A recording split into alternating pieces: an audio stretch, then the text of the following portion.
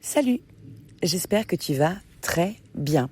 Bon, j'ai tellement traîné pour enregistrer ce podcast que je suis à deux doigts de le faire sous la pluie. Il y a un orage qui est annoncé pour d'ici quelques heures, là, peut-être même quelques minutes, qui pourrait être d'une relative violence là où je me trouve.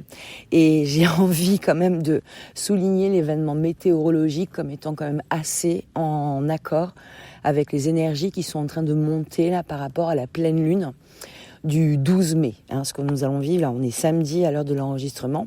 D'ailleurs, quand même, j'enregistre sur une lune vide de course et je suis vraiment très fatiguée aujourd'hui. Ce qui ne m'arrive pas souvent, j'ai quand même un potentiel énergétique. Ah bah tiens, là un chat, c'est tout Shadow ? Oui, mon Shadow. Shadow, le chat de l'ombre, qui vient toujours à propos quand on a de l'énergie scorpionesque ou plutonienne dans les coins. Et évidemment, il est question de ça maintenant. Orage, électricité, coupure d'électricité, dans le même tempo que ce qu'on a pu observer dans les actualités il y a quelque temps concernant l'Espagne. Les choses inattendues, les effets inattendus, c'est-à-dire on n'a pas vu le processus de cause et conséquences se dérouler, puis on est tout d'un coup face à un spectacle, face à une situation qui finalement est totalement déconcertante. Ça, c'est vraiment l'idée de l'activation uranienne qui se présente ici. Comment ça joue là pour nous avec Uranus bien activé, Pluton bien activé, sur des zones qui sont les zones centrales de cette pleine lune. Je ne vais pas rentrer trop dans les détails techniques parce que les interactions sont tellement nombreuses et ténues que je risquerais de me perdre et de te perdre en allant décortiquer les choses de façon trop précise. Donc je vais essayer de rester sur une dynamique générale en soulignant à chaque fois les points qui viennent s'éclairer peut-être dans ce tempo-là. Tu sais que quand on est au mois de mai, quand on a la pleine lune du mois de mai qui se présente, on est dans l'énergie du Fessac. Je t'en ai parlé la dernière fois. C'est ces énergies qui sont en accord avec la dynamique de l'illumination de Bouddha. On parle de ça ici. Donc on parle aussi d'une énergie de phénix, de se renaître de ses cendres. Mais quand on renaît de ses cendres, quand on aborde la résilience, quand on est en parcours de résilience, il y a quelque chose de très émotionnel et très profond dans l'intime qui est en train de se jouer. Et ici, cet intime, il est particulièrement bousculé. Émotionnellement, il y a quelque chose d'assez instable qui pourrait nous saisir avec des angoisses sourdes pour les plus sensibles d'entre nous sur la question des ressources. Alors, ressources matérielles à la sauce taureau, déjà de base, donc comment je me nourris, comment je me loge, comment je peux dormir, comment je respire. Tout ce qui est en accord avec notre sécurité matérielle, tout ce qui est en accord avec notre sécurité physique aussi. Et de l'autre côté, dans la zone scorpion, c'est toute la question des ressources émotionnelles, de notre force psychique, de notre capacité à transcender, à nous relever, à encaisser parfois les événements de la vie, à en extraire enseignement et à se relever avec une force supplémentaire. C'est vraiment l'idée de la talonnade au fond de la piscine qui va permettre de remonter, respirer un grand bol d'air qui est attendu ici. Alors, c'est attendu ici, mais je ne te cache pas que le processus est un petit peu, on va dire, émaillé d'événements extérieurs que nous pourrions vivre. Alors déjà, on va avoir une communication qui est un peu cache-pistache. On a un aspect entre Pluton et Mercure qui n'est pas tout à fait relax, qui pourrait donner des éclats de communication, mais aussi une communication qui pourrait s'avérer, pourquoi pas, violente, cinglante, avec des vérités qui peuvent être annoncées de manière offensive ou qui peuvent être découvertes. C'est pas forcément dans l'échange, mais ça peut être des révélations et des compréhensions intérieures extrêmement surprenantes et déstabilisantes, qui nous font un peu vaciller sur nos appuis.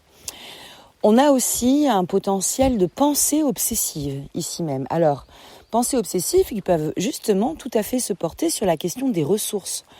On peut se retrouver en stress sur des questions financières, sur des questions de logement, sur des questions alimentaires de base, à plus ou moins pertinente par rapport à notre contexte réel, mais ça va quand même assez fortement se jouer sur le plan de notre conception individuelle. Je prends souvent l'exemple de Picsou quand je parle de ça avec mes enfants et du point de regard. En fait, parfois, on est tenté d'agir comme Picsou, c'est-à-dire qu'on a une zone d'abondance et néanmoins, on ne la saisit pas, on ne s'en rend pas compte, on passe à côté de notre propre potentiel et de l'étendue de nos ressources et on reste comme un petit peu obsédé par l'idée de l'accumulation et de l'accroissement alors que ce dont on dispose déjà est largement suffisant pour évoluer et pour faire ce que l'on a à faire. Donc on a cette au-delà même de la rumination mentale, c'est plus fort que ça peut être vraiment obsessif, tourner en boucle dans nos têtes et nous faire monter sur des créneaux émotionnels, c'est pas du tout agréable, de stress, d'angoisse, d'anxiété. On peut se retrouver en train de s'accrocher désespérément à des choses alors que, en fait... Ces choses auxquelles on s'accroche ont fait leur temps, on est sur des obsolescences. Et puis, en fait, ces sujets qui peuvent nous obnubiler pendant quelque temps, on va voir qu'ils sont quand même très très accrochés à quelque chose qui vient du passé. Quelque chose qui peut venir de notre enfance, qui peut venir aussi du transgénérationnel, qui peut venir de nos constitutions familiales, avec des idées d'abandon, avec des idées de solitude, d'isolement profond, de ne pas être compris. Et c'est là où justement les échanges peuvent partir un tout petit peu en vrille avec les énergies en présence. La posture qui va certainement être la plus saine à adapter pour chacun d'entre nous, c'est une posture de recul et de lâcher prise. Plus on va se cramponner, plus on va essayer de s'accrocher à ce qui a l'air de se dissoudre, plus on va se mettre dans des états émotionnels compliqués. Il y a comme une expérience de la foi ici, avec ce Neptune qui est dans les tout premiers degrés du Bélier. Donc on parle de la capacité d'engagement qui nous est donnée, il pleut de plus en plus fort, la capacité d'engagement qui nous est donnée par ce Neptune en Bélier, l'agir avec foi, s'engager dans le monde avec foi, avec confiance, avec croyance. Et ça va être peut-être le levier le plus intéressant avec Vénus qui n'est pas loin de Neptune en plus, c'est de se mettre dans l'idée de pouvoir s'adapter à n'importe quelle situation que nous aurons en face de nous. C'est-à-dire que s'il y a quelque chose qui est en train de partir autour de toi, quelque chose sur lequel tu comptais, c'est vraiment le truc du taureau, quelque chose sur lequel tu comptais, qui est en train de se diluer peut-être, de s'éloigner de toi, la proposition qui pourrait être la plus salvatrice, ça serait d'accepter en fait sa disparition. Pourquoi ? Parce que en fait, dans cette pleine lune, il y a comme un effet qui se coule. Il y a quelque chose qui peut s'en aller, mais tout de suite après, on a un atout qui peut sortir du jeu. Alors, c'est pas forcément festif, l'atout qui sort du jeu, mais ça fait partie quand même des choses qui peuvent être super intéressantes. Ça peut se présenter de manière très très différente en fait pour chacun d'entre nous. Ça peut être un travail qui jusqu'à présent était un travail alimentaire, qui est honorant sur le plan des ressources qu'il propose, mais qui se termine. Alors ce n'était pas prévu que ça se termine et qui nous laisse comme ça un petit peu démunis. Et puis dans le même temps, de voir une proposition beaucoup plus en adéquation finalement avec nos aspirations profondes qui se présente. Ça n'empêchera pas la peur. Nous aurons forcément des inquiétudes à faire ce lâcher-prise. Moi, j'aime bien dans l'idée du lâcher-prise l'image du trapèze. C'est-à-dire que si un trapéziste veut passer d'un trapèze à l'autre, il a intérêt à entièrement lâcher le premier trapèze avant de s'élancer vers le second. S'il tient encore avec une seule main le trapèze qu'il est censé quitter, c'est sûr qu'il va finir dans le filet de sécurité qui est en dessous. En fait, c'est un choix intégral qui nous est demandé dans le courant de cette pleine lune. C'est un saut de la foi quelque part, mais c'est bien tendance en ce moment. On est quand même bien dans l'idée globale des choses. C'est une confiance intégrale en fait dans la proposition que nous fait l'univers, et puis c'est conservé finalement dans notre axe de vision l'idée que à chaque expérience que nous propose la vie, nous avons un pas en avant qui nous est aussi proposé dans le même temps. Alors, facile de considérer ceci lorsque les événements qui viennent jusqu'à nous sont des événements porteurs et très lisibles sur le plan de l'évolution. Quand on t'apporte une promotion, quand tu fais une jolie rencontre, quand tout d'un coup tu accèdes à quelque chose d'intéressant pour toi, pour ta famille, oui, là tu ne loupes pas l'information que ce qui t'est amené contribue finalement à ta croissance personnelle. Bon là, c'est pas, ça n'arrive pas comme ça. Ça arrive un petit peu masqué, un petit peu dissimulé. Ça arrive de manière aussi un peu sournoise, à la mode plutonienne, qu'on voit jamais trop agir, qu'on ne voit jamais d'ailleurs agir en plein jour. On se rend compte souvent plus du résultat de l'action plutonienne que de l'action en tant que telle. Mais voilà, il y a tout d'un coup cette forme de dénuement qui peut se faire ressentir, plus que exister d'ailleurs, c'est plus un ressenti qu'une existence réelle de dénuement, et qui nous déstabilise très profondément sur le plan de nous devenir et de notre capacité finalement à aller créer d'autres dynamiques pour créer d'autres ressources. Vraiment, mais vraiment, moi je t'engage à rester zen au maximum. Pourquoi ? Parce que ça risque d'être très très électrique autour de nous. Céder à la panique ne va pas faire avancer le schmilblick dans le bon sens. Se crisper, se cramponner, se renfermer, ça ne va pas non plus fonctionner. Le chemin peut-être le plus lumineux, c'est le chemin de l'authenticité, de l'intégrité. Qu'est-ce qui est en train de profondément m'agiter ici et maintenant ? Quelle est mon angoisse sourde ? Quelle est ma crainte première ? De quoi ai-je peur dans l'avenir et comment est-ce que je peux composer finalement avec cette peur ?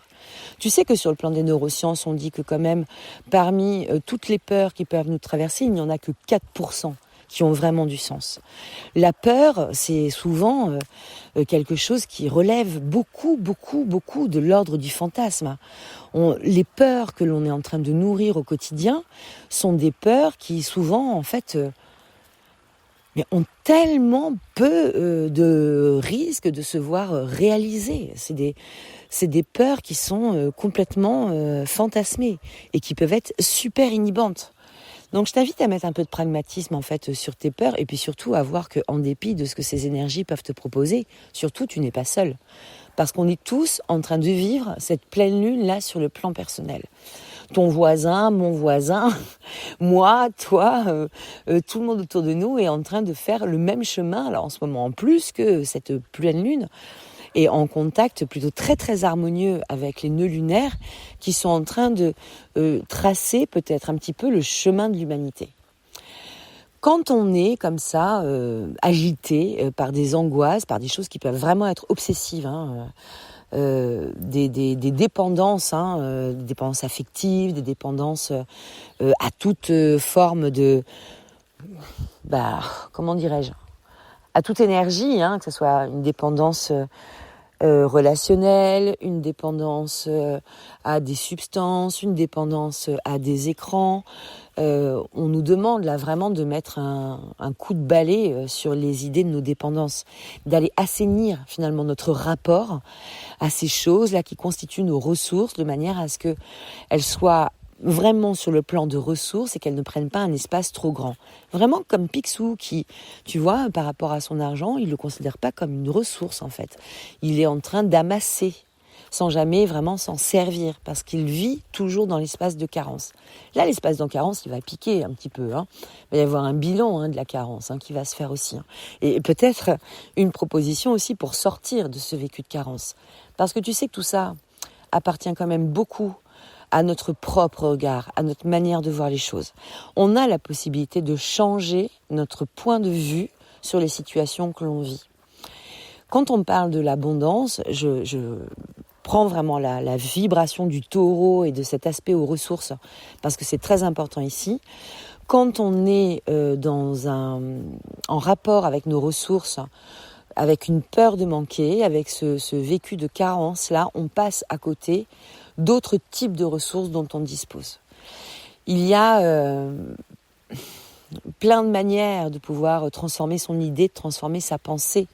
Moi, je t'encourage à te remettre au plan, je dirais au plan zéro de l'idée. C'est qu'à partir du moment où tu as un toit sur ta tête et de quoi manger chez toi, tu es riche. À partir du moment où tu peux respirer, à partir du moment où tu peux dormir, tu es riche. À partir du moment où tu as des amis, à partir du moment où tu as une famille, tu es riche. Même si les rapports ne sont pas tip-top tout le temps, tu es riche. Tu es riche de ça et ça, personne ne peut te l'enlever.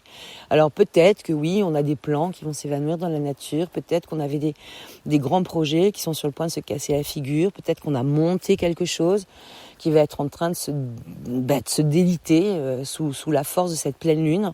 Peut-être aussi que nous allons avoir de grandes révélations intérieures qui vont complètement bousculer notre manière de voir le monde jusqu'à présent. Et peut-être aussi que nous allons avoir ce fameux deuxième effet qui se coule, c'est-à-dire qu'en même temps que nous allons avoir une information émotionnellement très troublante, dans le même tempo, nous pouvons avoir une autre information qui va nous mettre le pied à l'étrier sur autre chose, comme cet exemple que je te donnais sur... je sais même pas si je suis allée jusqu'au bout, du coup, d'un job alimentaire que tu serais amené à quitter et dans le même temps, on te propose quelque chose qui est plus en harmonie, en fait, avec tes valeurs et avec tes envies profondes. Acceptons de voir ça de cette manière-là. Moi, je me rappelle d'une expérience, d'un événement dans ma vie qui m'avait quand même beaucoup interpellée. C'était sur une question de maison, à un moment donné où en grande transition de changement de vie, on est amené à vendre la maison que l'on habitait et moi j'avais quand même cette crainte d'avoir beaucoup de mal en fait à pouvoir me reloger. On habitait à cette époque-là, on arrivait à ce moment-là sur l'île d'Aix, qui n'a pas une proposition immobilière de foufou, étant donné la petitesse de l'île. Et j'étais extrêmement stressée sur le fait d'avoir cette insécurité du logement, qui était complètement inhérente en fait à la dynamique insulaire. Et en fait, le jour où on a vendu la maison, et plus exactement le jour où les fonds de notre précédente maison sont arrivés sur le compte en banque, nous avons eu une proposition d'une maison à acheter qui était complètement dans notre budget. Le jour même. C'est vraiment cette idée du trapèze, tu vois, accepter de lâcher pour prendre autre chose. Et ici, c'est un petit peu ça. Alors, c'est le saut de la confiance, mais de la grande confiance. J'accepte de lâcher et je m'engage avec la foi, la conscience et la présence que derrière, j'ai autre chose. Même si je ne le vois pas, même si je ne le distingue pas, même si je ne le devine pas à l'instant présent, mais ceci étant, ça pourrait quand même aller très vite. Donc posture numéro 1, tranquille. On s'emballe pas, on s'engraine pas, on va pas dans les clashs verbaux, on essaie de se foutre la paix un peu sur le plan mental. Si tu te sens monter, comme on dirait, à vélo, là, si ta petite Georgette intérieure elle est en train de grimper sur ton vélo, écoute, laisse-la faire un petit tour et puis après tu lui demandes gentiment de se détendre et de respirer avec toi et d'avancer. De toute façon, tu sais qu'on va tous dépenser beaucoup plus d'énergie à vouloir retenir les choses qu'à mettre la bonne volonté de bien vouloir s'adapter. Adaptons-nous, tranquillement, sûrement. Les événements seront très divers, ils peuvent être très traumatiques, ils peuvent être vraiment bousculants. Il y a des détachements définitifs qui sont en train de se mettre en place, mais des détachements que nous avons déjà sans doute un peu commencé, des relations qui se terminent, des endroits que l'on quitte, des deuils aussi réels de personnes qui sont sur le départ de leur incarnation ici et maintenant. Il y a vraiment des tas de configurations qui peuvent s'exprimer au décours de cette lunaison. Le deuil, écoute, ça fait partie des choses qui sont aussi constitutives de notre incarnation. Ayons le courage de passer notre sas émotionnel avec la plus grande maturité possible. Pleurons ce que nous avons besoin de pleurer. Soyons soigneux et tendres dans les au revoir que nous avons à prononcer. L'énergie étant quand même un poil agressive et un poil... Ouais, c'est agressif, c'est bien.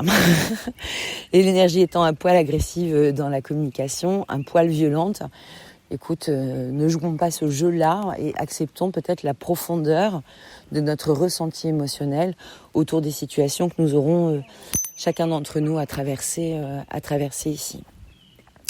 On reparlera certainement de cette pleine lune dans les mois à venir, étant donné que elle est quand même comme un point de nouveau départ. Moi, je la trouve quand même très similaire à ça.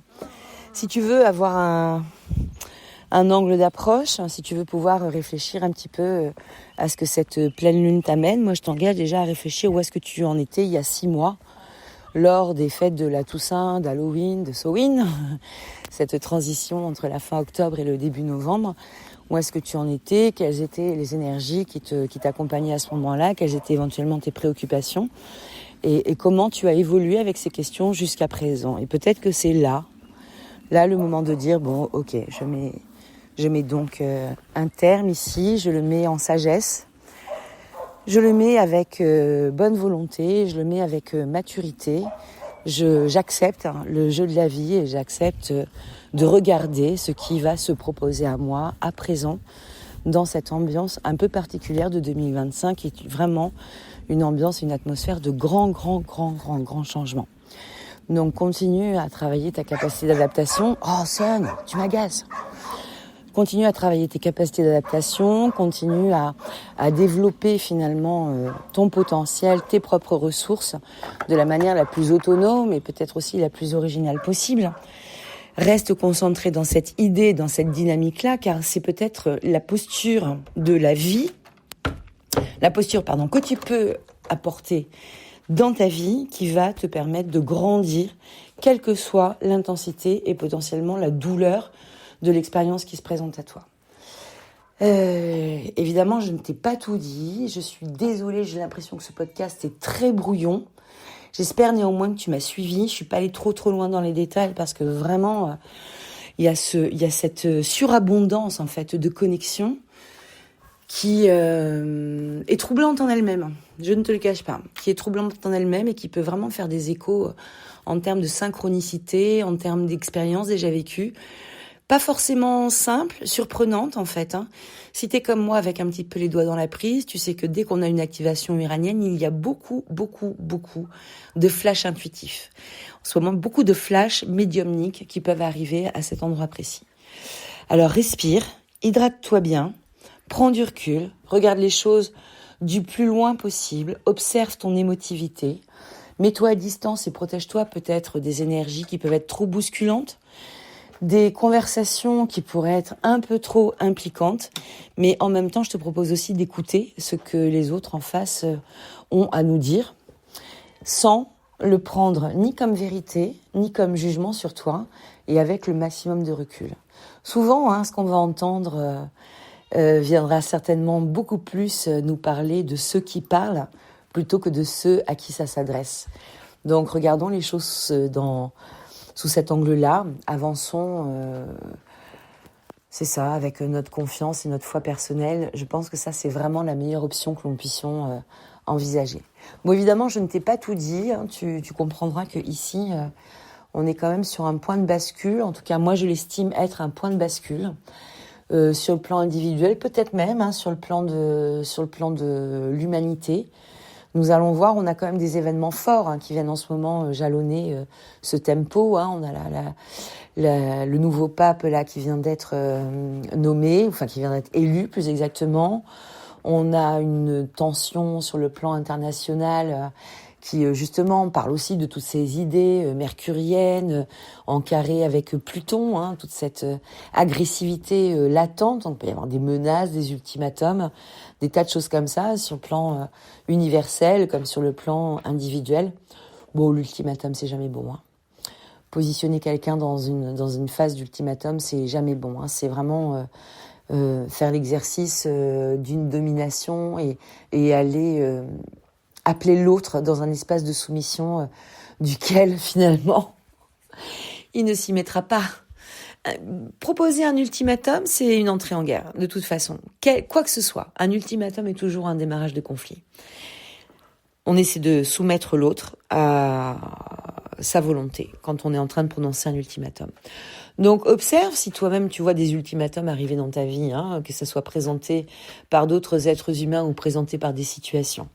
Si tu as des ultimatums qui apparaissent dans ta vie, écoute, c'est le moment de dégainer tes dynamiques martiennes, tes dynamiques combatives, et puis de récupérer ton pouvoir personnel, ton libre arbitre, ton autonomie et ton indépendance pour te positionner en justesse par rapport à la pression que tu es en train de recevoir. Et il y en a de la pression, il y en a. Ceci étant, garde un œil sur ce qui se passe après, car dans le tempo, alors c'est la dernière fois qu'Uranus est activé comme ça en taureau par la lunaison. C'est le dernier passage d'activation uranienne. Le prochain auront lieu dans 84 ans. Donc je pense qu'il va quand même nous faire une petite sortie de piste, une sortie de scène plutôt intéressante. Observons, regardons, acceptons dans la mesure du possible. Allons nous faire aider si c'est nécessaire. Allons chercher des appuis, des soutiens, des encouragements. Si nous avons dans notre entourage des personnes sincères et intègres, allons-y. Et pour le reste, protège-toi. Protège-toi des fluctuations émotionnelles, de tes propres fluctuations émotionnelles. Ne t'engage pas dans des actions sous une réactivité émotionnelle. On a quand même là une force pulsionnelle très très affirmée. On prend du recul, on regarde au plus loin, on renonce un petit peu à la vision court-termiste des choses pour au moins aller dans le moyen terme, voire dans le long terme. Ça sera beaucoup plus profitable. Et puis comme tout le reste, je vais te dire aussi que la vie n'est qu'une histoire de cycle. Un cycle qui se termine, c'est aussi un cycle qui commence. Et l'idée, depuis quand même la bascule de Pluton en Verseau, c'est quand même de laisser le passé derrière nous, un passé qu'on a grandement traité pendant tout le temps du transit de Pluton en Capricorne, et de s'avancer vers la modernité et vers quelque chose qui soit plus en phase finalement avec notre avenir et ce qu'on a envie d'en faire. Bon, je ne t'ai pas tout dit, évidemment, je t'embrasse bien fort.